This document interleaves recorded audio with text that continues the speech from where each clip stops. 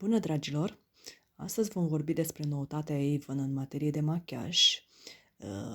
Noutate care ne-a fost adusă de Avon România și prietenii noștri de la Boostor, care mi-au trimis spre testare. Iată, cele 3 mascara Avon True 5-in-1 Lash Genius. Iată, acestea sunt cele 3 nuanțe. Le găsim în catalogul Avon.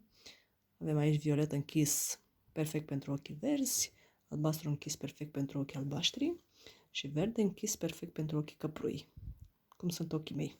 Însă, mie îmi place foarte mult această nuanță de violet închis. Mi se pare că mi se potrivește și chiar dacă nu am această culoare a ochilor.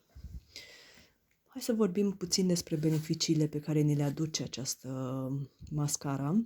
Iată, avem aici 5 beneficii într-un singur produs, și anume volum, alungire, separare, ridicarea genelor și o colorare intensă, pentru că nu vorbim doar despre un rimel negru, da, rimelul clasic.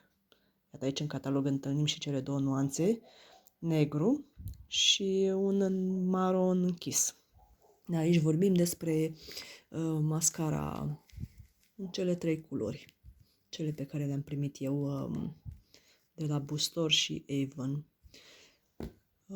Cum ziceam, acestea sunt beneficiile pe care le aduce rimelul genelor noastre, pentru că noi așa trebuie să fim senzuale dintr-o privire.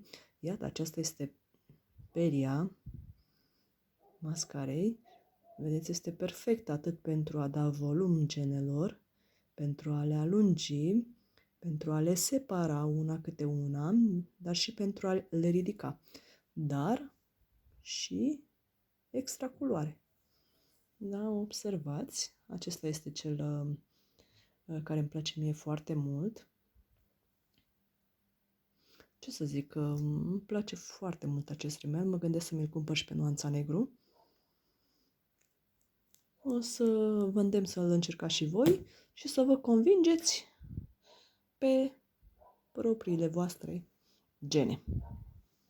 Cam atât pentru astăzi. Vă pup! La revedere!